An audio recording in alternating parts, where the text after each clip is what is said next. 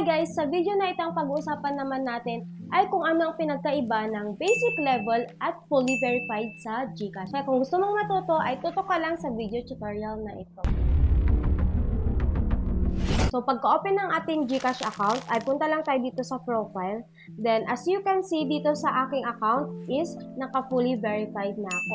Pero tatalakayin pa rin natin kung ano nga bang pinagkaiba ng dalawang yan, ang basic level at fully verified. Ano nga ba yung mga benefits nila? So i-view lang natin dito ang view benefits. So dito tayo sa may verification levels. So dito sa account type ay merong basic level at fully verified. So ano nga ba yung benefit or pwede nating gamitin pag nasa basic level lang tayo? So dito nakalagay is buy load. So kahit nasa basic level ka pa lang, pwede kang mag-buy load sa Gcash. At meron din tayong tutorial kung paano nga ba mag-buy load sa Gcash or paano nga ba mag-buy load using Gcash.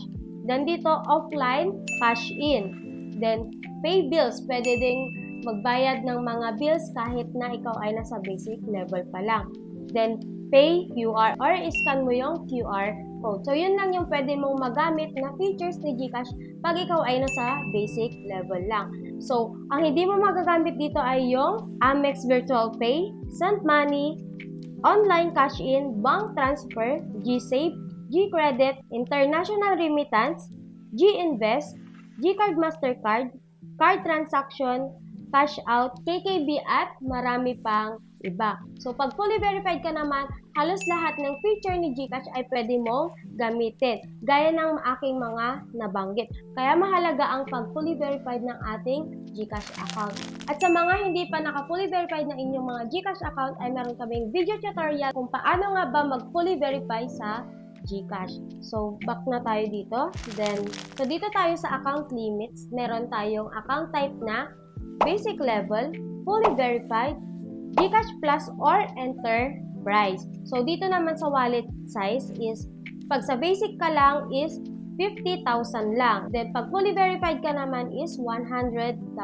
Then, pag sa Gcash Plus or Enterprise naman is 500,000 plus. So, dito naman sa incoming limit, ang daily naman is, halos lahat sila is no income limit. Then, sa monthly naman, pag basic is 10,000. Pag sa fully verified, 100,000. At sa Gcash Plus or Enterprise is 500,000. Then, sa outgoing limit naman, pag daily, sa basic level is outgoing limit. Pag sa fully verified is 100,000. Then, ganun din sa Gcash Plus or Enterprise, 100,000 din. So, sa monthly naman, sa outgoing limit is 10,000. Then, pag fully verified ka naman is no outgoing limit. Then, sa Gcash Plus or Enterprise naman is no outgoing limit. So, nakalagay dito sa baba is your wallet limits refresh monthly. If you hit your transaction limit for the month, you will have to wait for the next month to be able to transact again. So, dito naman sa how to upgrade, gaya ng nasabi ko sa inyo, may video tutorial kami kung paano nga ba mag-fully verify na inyong Gcash account. So, pag basic ka lang means register to Gcash lang. Fully verified naman is take ID photo, take a selfie, fill information, then send application para ma-fully verify ka. Dito sa Gcash Plus is, here are the ways you can upgrade your wallet limit to 500,000.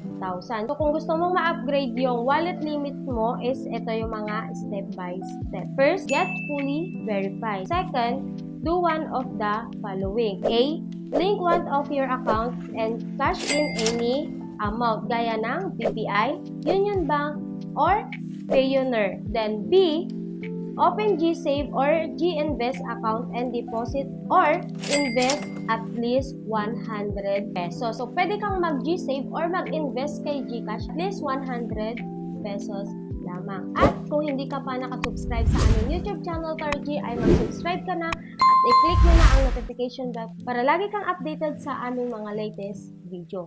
Sana may natutunan kayo sa video na ito kung gaano kahalaga ang mag-fully verify ng inyong Gcash. Kaya see you sa aming next video.